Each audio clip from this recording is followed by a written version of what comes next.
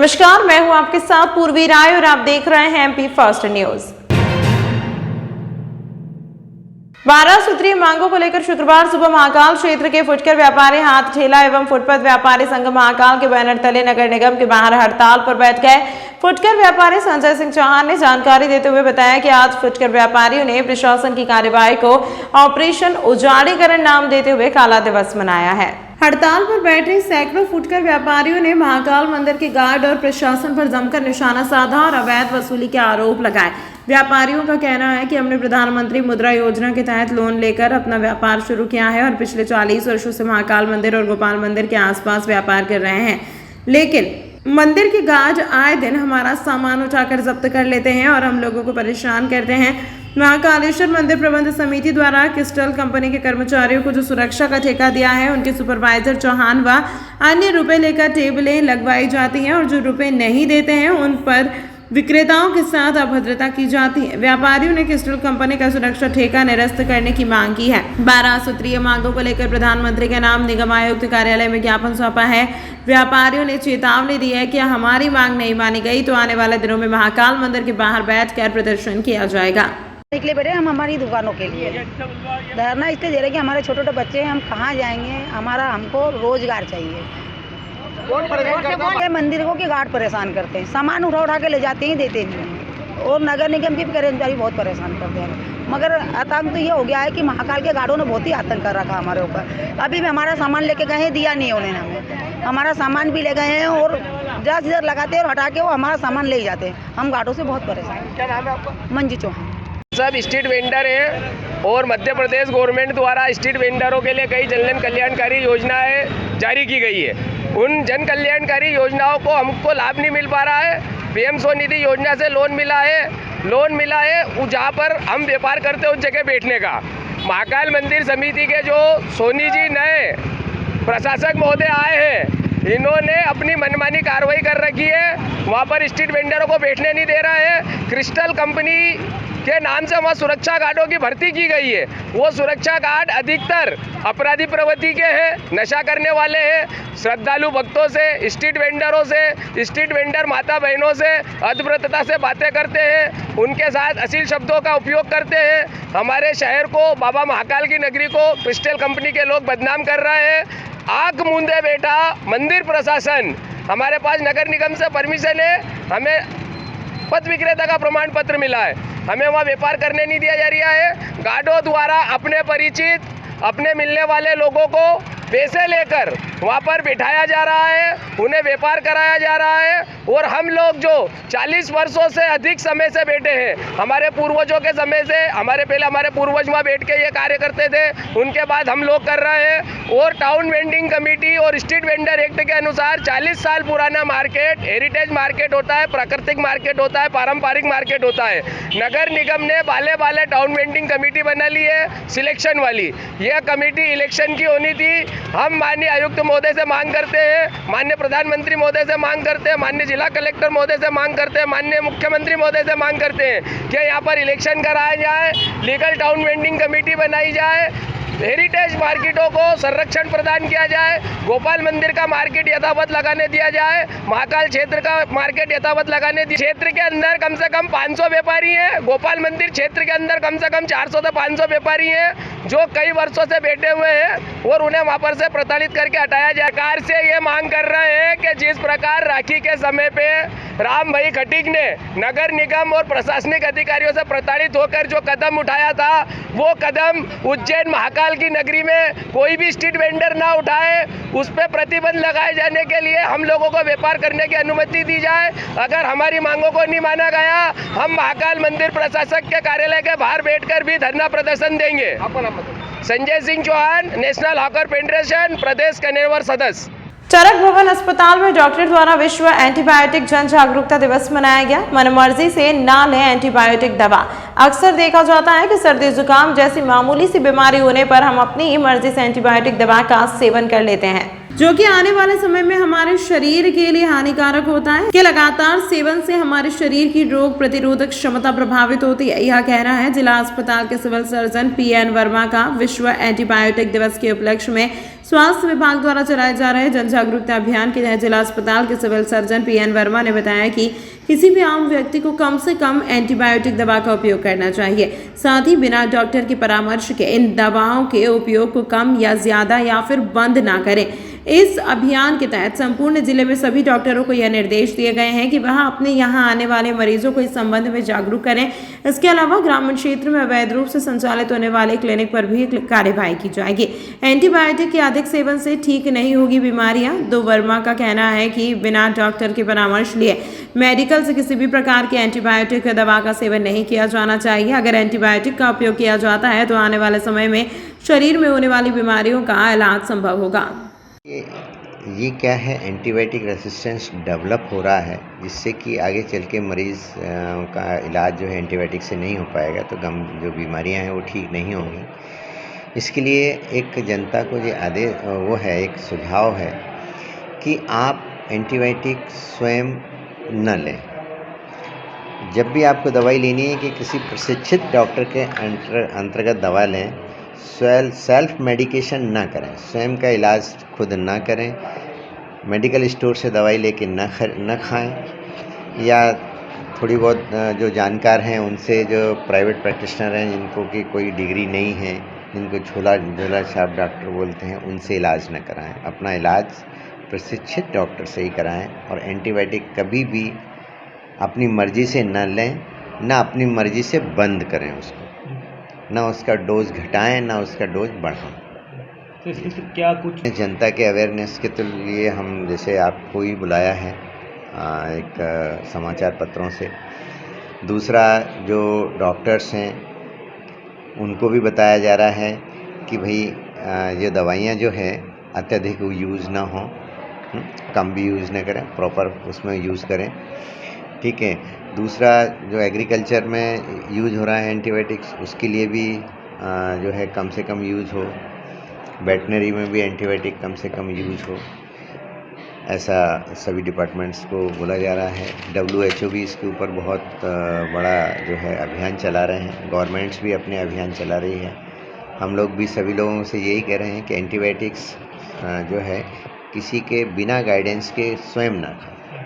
के लिए CMHO साहब ने आदेश जारी कर दिए हैं, टीम बना दी हैं। वो टीम जाएंगी जो भी गांव में जहां भी प्राइवेट प्रैक्टिशनर हैं, वो क्या इसके लिए अधिकृत हैं, क्या ये इसके लिए प्रशिक्षित हैं, क्या उनको ज्ञान है। जैसे कोई डिग्री वाले हैं, MBBS हैं, BMS हैं, जो लोग डिग्री वाले डॉक्टर्स हैं वो तो ठीक है, लेकिन जो लोग थोड़ा बहुत ज्ञान कहीं से ले लेते हैं, नर्सिंग होम से या किसी डॉक्टर के अंतर्गत जो काम करके थोड़ा बहुत ज्ञान ले लेते हैं, या मेडिकल स्टोर्स पे जो दवाइयाँ बिकती हैं उनके ऊपर हम लोग अंकुश लगा रहे हैं। लोगों में निगम के प्रति आक्रोश। केडी पैलेस से इमली तिराहे के बीच गौतम मार्ग पर किया जा रहा चौड़ीकरण कार्य शुरुआत से ही विवादों के घेरे में है। पिछले 4 माह से किए जा रहे चौड़ीकरण कार्य में कई बार विवाद की स्थिति बन चुकी है। अब एक धार्मिक स्थल की दीवार दरक जाने के कारण स्थानीय लोगों में आक्रोश व्याप्त है। काम कर रहे ठेकेदारों की लापरवाही के कारण धार्मिक स्थल को नुकसान होने का मामला सामने आया है। गुरुवार रात नयापुरा स्थित ओसवाल धर्मशाला के सामने लगभग 150 वर्ष पुरानी दाता जिंदा शाह की दरगाह की दीवार रात 10 बजे के करीब अचानक गिर गई, जिस कारण दरगाह भी अपने स्थान से खिसक गई। स्थानीय लोगों ने तुरंत लकड़ी का सहारा देकर दरगाह को संभाला। लोगों ने बताया कि चौड़ीकरण कार्य के दौरान कई बार ठेकेदार को दरगाह के नीचे खुदाई न करने और उचित सपोर्ट लगाने के लिए कहा, लेकिन लापरवाही के कारण कोई भी सुनने वाला नहीं है। जानकारी लगते ही स्थानीय पार्षद सपना सांखला भी मौके पर पहुंचे और निगम अधिकारियों से बात करने का प्रयास किया। कई बार फोन करने के बाद भी ठेकेदार ने फोन नहीं उठाया। हालांकि पार्षद ने जल्दी दरगाह के नुकसान हुए हिस्से को रिपेयर कराने का आश्वासन दिया। घटना के बाद मौके पर लोगों की भारी भीड़ लग गई। जिस समय दरगाह की दीवार गिरी, वहां पास ही कई बच्चे भी खेल रहे थे। गनीमत रही कि किसी को कोई चोट नहीं आई। हम लगातार देख रहे हैं केडी गेट से इमली चौराहे तक का जो चौड़ीकरण हुआ है उसमें आए दिन कई समस्याएं आ रही है। यहाँ के लोग काफ़ी परेशान हो रहे हैं। आज अभी की बात करूँ मैं कि शाम के समय यहाँ पर बच्चे खेल रहे थे और जो दरगाह है, दरगाह की जो दीवार थी वो पूरी धंस चुकी है नीचे। और वो तो हादसा होते होते भगवान महाकाल की ये बाबा की कृपा रही कि कोई हादसा नहीं हुआ, क्योंकि हम लगातार ठेकेदार को अवगत करा रहे हैं कि यहाँ की दीवार जो आपने जेसीबी से खोदा है और दीवार झूल रही है, कोई सा भी हादसा हो सकता है, पर किसी ने ध्यान नहीं दिया। आज आखिर जा कर के ये ऐसा हो ही गया है। तो हम लोग जब बोल रहे हैं कि कहाँ पर क्या समस्या है, कोई ठेकेदार सुनने को तैयार है ना कोई अधिकारी। जब मैं अभी लगातार मैंने अभी 2-3 बार कॉल किया है ठेकेदार को भी कि यहाँ कितनी समस्या है कि यहाँ पर क्या हुआ, तो कोई देखने को तैयार नहीं। अभी हम केडी गेट पर देखें तो केडी गेट पर 4 दिन हो गए नाला खुदे को, तो पानी की भी समस्या वैसी, क्योंकि वहाँ से पूरा एरिया यहाँ के जितने भी वार्ड लगते हैं सभी दूर पानी जाता है। तो वो मतलब वो वहाँ जब नाला खोदा तो उसके खोदे हुए 3 दिन हो गए, जैसी भी ऐसी पड़ी है। आने जाने रहवासियों को आने जाने में भी काफ़ी समस्या आ रही है। तो मतलब इस तरीके से कौन सा काम होता है। हमने देखा है कहीं काम जहाँ पर भी काम चले हैं आज तक चौड़ीकरण हुआ है, लगातार हर काम तेज़ी से होते हैं। और यहाँ तो ऐसा है कि जो जहाँ काम पड़ा है वो वैसा के वैसा ही है।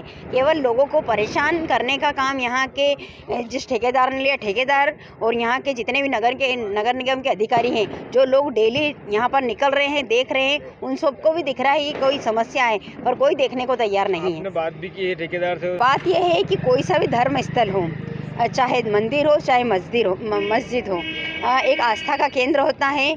जब मंदिर सारे हटेंगे या मस्जिद हटेंगे, जब हमारे यहाँ के लोगों ने सबने तो मन बना भी लिया है कि बाई चांस कभी मंदिर या मस्जिद जो भी हटेंगे तो हम यहाँ पर जगह नहीं तो कहीं भी स्थान परिवर्तन कर लेंगे, वो जगह भी देख लिए। अरे वो निर्णय तो हो, जब निर्णय होगा तो हम खुद यहाँ से हटा लेंगे, पर जब तक निर्णय नहीं हो रहा है जब तक न तो कोई मंदिर हटेगा न मस्जिद हटेगी। अभी फिलहाल जो नहीं कराएंगे। मैंने अभी यहाँ पर मनोज राजवानी जी को कॉल किया है कि साहब तत्काल यहाँ पर ठेकेदार कोई भी आने को तैयार नहीं है, आप तत्काल आकर के देखें कि किस तरह के हालात है। बाई चांस ऐसा हो सकता है कि वो दरगाह भी गिर सकती है। आपने खुद ने देखा है कि वो बिल्कुल टेका लगा के हमने अभी इसको वहीं पर थोड़ा सा रोक रखा है। ऐसा भी हो सकता है कि वो दरगाह खुद ही नीचे आ जाएगी अगर नहीं ध्यान दिया गया। ठेकेदार क्या नाम? लाल जी, और यही यहाँ का जो जिसने लिया है निकुंज पटेल साहब, तो वो उन लोगों को भी पता है। जब ये यहाँ पर नाली बनी थी ना, उसी समय मैंने अवगत करा दिया था कि ये यहाँ पर जो छोटी सी दीवार के अंदर टिका हुआ है और बाई चांस ये दीवार गिरेगी तो यहाँ कोई भी हादसा हो सकता है, पर अभी किसी ने ध्यान नहीं दिया।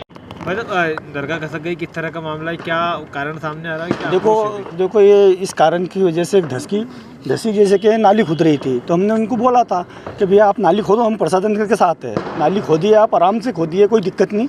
और उन्होंने खोदी, और उसके बाद में खोदने के बाद में मैंने कहा था कि इसके अंदर पाइप डाल दीजिएगा, पाइप डाल दोगे और भराव कर दोगे तो ये दीवार नहीं खसकेगी, और ये तो धीरे धीरे खसक के पूरी दीवार गिर जाएगी। इसके जवाबदार आप लोग हैं। ठेकेदार से बोल दिया था मैंने, इस बात की बोल दिया था, मतलब क्लियर बता दिया था मैंने ठेकेदारों को उनको। तो उन्होंने बोला था ठीक है भैया हमारे को खोदने तो दीजिए आप, तो मैंने उनको दे दिया खोदने के लिए, खोद लिया उन्होंने। बाकी उन्होंने भराव नहीं करा और पाइप नहीं डाला, इसकी कारण की वजह से, मतलब उनकी लापरवाही की वजह से ये पूरा काम हुआ और ये दीवार गिरी। वो तो अच्छा हुआ कि कोई सी अनहोनी नहीं हुई, बच्चे यहीं पे खेलते थे साथ में। कितने दिनों तो खुदाई चल रही है यहाँ पे, और क्या कुछ कम से कम 2-3 महीने होगा सर, ऐसी पड़े बड़ी मुश्किल से। तो उन्होंने कचिल्ला चोट करके तो हमने काम करवाया उनसे, ठेकेदारों से।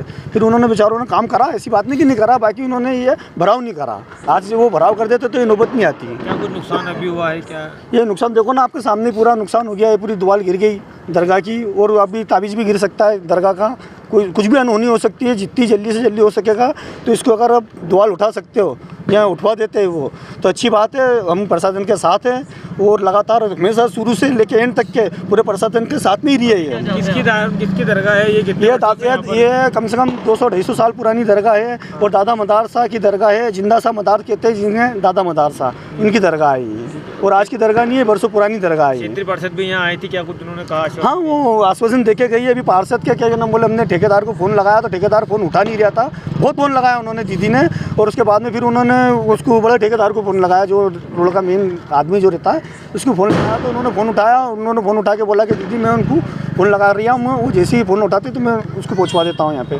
ठेकेदार को। क्या मांग कर रहे हैं? बस ये आप बाजार को रिपेयरिंग करवा दीजिए, अच्छे से मतलब काम करवा दीजिए, कोई दिक्कत नहीं, हमारे को प्रशासन के साथ हैं हम। आपका नाम बताइए। हैं? आपका नाम बताइए। मेरा नाम साबिर अली। मेरा नाम साबिर।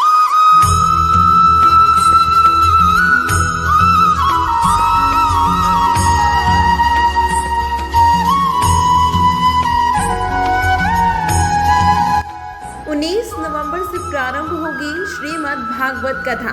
आध्यात्मिक प्रवक्ता जया किशोरी के मुखारबिंद से 25 नवंबर तक भक्त सुनेंगे कथा। उज्जैन आध्यात्मिक प्रवक्ता जया किशोरी के मुखारबिंद से श्रीमद् भागवत कथा का आयोजन 19 नवंबर से 25 नवंबर तक होने जा रहा है। देवास रोड स्थित हामूखेड़ी में बिजासन माता मंदिर रोड पर आरके ड्रीम्स पर प्रतिदिन दोपहर 2 से शाम 5 बजे तक कथा का आयोजन होगा। आयोजक राकेश मनीष अग्रवाल ने उज्जैन शहर की धर्मप्राणी जनता से प्रतिदिन कथा का लाभ लेने का अनुरोध किया है।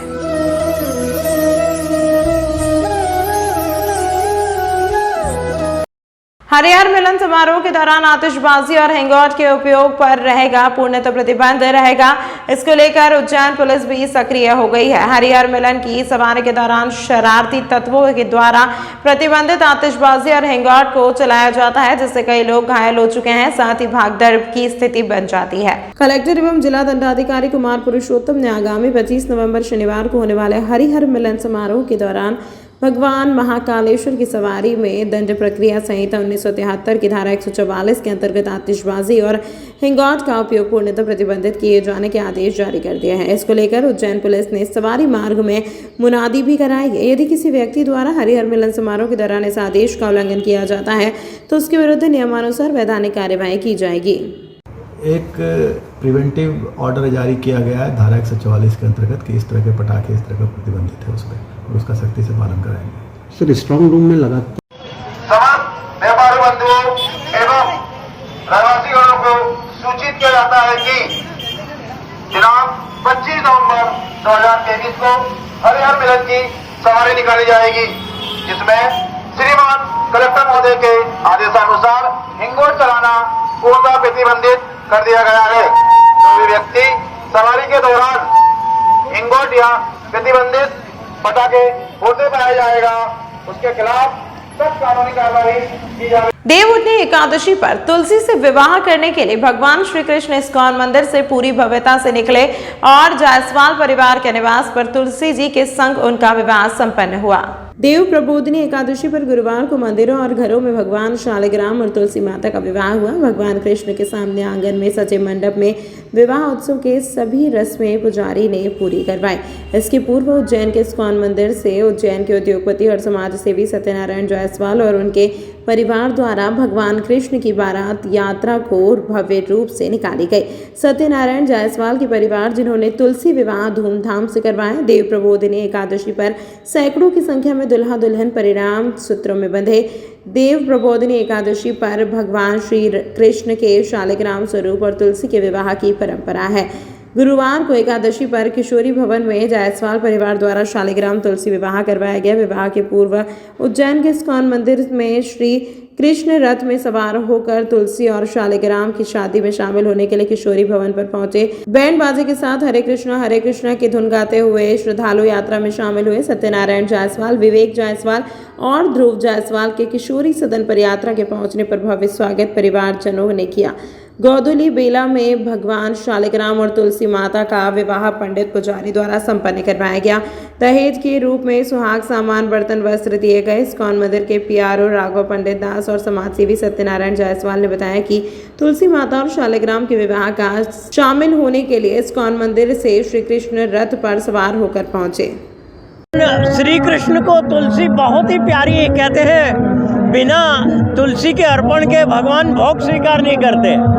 और आज परम सौभाग्य है, हमारे एक भक्त हैं, जैसा उनका हृदय निर्मल है, तो आज भगवान उनके यहाँ पे विवाह के लिए जा रहे हैं। और आज शालिग्राम तुलसी जी का विवाह होगा। यहाँ से अभी यात्रा निकलेगी, शोभा यात्रा। ये समझ लो कि ये बारात है भगवान की, और जाएगी कहाँ पर? हमारे जायसवाल जी के यहाँ पर। एनसीसी के 76वें स्थापना दिवस सप्ताह अंतर्गत कैडेट्स द्वारा ब्लड डोनेशन कर शहीद पार्क में शहीदों की मूर्तियों की साफ सफाई कर स्वच्छता अभियान चलाया गया। उक्त आयोजन कर्नल ज्ञान प्रकाश चौधरी, कमान अधिकारी मध्य प्रदेश बटालियन एनसीसी उज्जैन के मार्गदर्शन में कैप्टन डॉक्टर मोहन निमोले व कैप्टन डॉक्टर कनिया मेड़ा के नेतृत्व में संपन्न हुआ। रक्तदान करने वाले कैडेट्स को प्राचार्य डॉक्टर जेएल बरमैया शासकीय माधव महाविद्यालय उज्जैन ने अपने उद्बोधन में बताया कि विश्व का सबसे बड़ा वर्दीधारी युवा संगठन राष्ट्रीय कैडेट कोर है। एनसीसी का स्थापना दिवस हर साल नवंबर माह के चौथे रविवार को मनाया जाता है। एनसीसी का आदर्श वाक्य एकता और अनुशासन है। कैडेट्स को एनसीसी के स्थापना दिवस की शुभकामनाएं प्रेषित कर उज्जवल भविष्य की कामनाएं प्रेषित कर रक्तदान का महत्व बताया। इस अवसर पर बटालियन के सूबेदार major Nirmal Singh, training officer सूबेदार गुरुतेज सिंह, हवलदार Harmandeep Singh, blood donation team के लैब टेक्नीशियन मीनाक्षी निमजे, संजय चौहान व ब्लड डोनेट करने वाले कैंडिडेट सचिन राठौर, सूरज चौधरी, अनुराग सिसोदिया, अनुज बघेल, देवेंद्र प्रताप सिंह, सचिन मालवीय, प्रताप आंजना, दीपिका सोलंकी सहित 60 से अधिक कैंडिडेट्स उपस्थित थे। हमारा एनसीसी का उद्देश्य है कि हम लोग समाज को जागरूक करते हैं और समय समय पे यह संदेश देते हैं कि जो समाज है और समाज में एक अच्छा नागरिक बनाते हैं कि एक अच्छा नागरिक बनाने का संदेश देते हैं। और जो हमारी देश की सारी एक्टिविटी है, जैसे ब्लड डोनेशन करना है, साफ़ सफाई करना है, या जो अभी हमारा देश का जो एक बहुत बड़ा अभियान चला है स्वच्छ भारत अभियान, इसके तहत हम लोग जगह जगह पे जाकर साफ़ सफाई करवाने का संदेश देते हैं जनता को। और अभी हमारा ये वर्तमान समय है जो हमारा एनसीसी डे है जो एक सप्ताह चलता है। हम लोगों ने जितने भी शहीद पार्क पे जितने हमारे क्रांतिवीर महामानव जो है उनको हमने भी उनके जितने भी स्टेचू लगे उनको साफ़ सफाई करके भी संदेश दिया है कि जनता भी अपने समय समय पे हमारे क्रांतिकारियों को इसके अवसर पे याद करे और उनकी साफ़ सफाई करे। मैं कैप्टन कन्या मेड़ा। जी एनसीसी दिल्ली के मार्गदर्शन में 10 MP बटालियन के सीओ कर्नल ज्ञान प्रकाश चौधरी सेना मेडल के विशेष नेतृत्व में 10 MP बटालियन के एनसीसी कैडेट आज ब्लड डोनेशन करने के लिए यहाँ पर आए हैं जिला अस्पताल में, और 22 कैडेट हमारे ब्लड डोनेट करने जा रहे हैं। हम लोगों ने इसके बाद श्रद्धांजलि का कार्यक्रम रखा है 26 जनवरी को शहीद पार्क पे, और इसके बाद हम लोग सतत स्वच्छता अभियान चला रहे हैं। इसके बाद हमारे जो शहीद है उनके बारे में उन जो स्थल है उनको हम स्वच्छ कर रहे हैं, और कल्चरल कार्यक्रम का आयोजन भी किया गया है 26 तारीख को एनसीसी कैडेट के नेतृत्व में। क्या नाम है? मैं captain Mohan Nimole, 10 MP battalion NCC Ujjain. तमाम महत्वपूर्ण खबरों के लिए देखते रहिए MP फर्स्ट न्यूज़।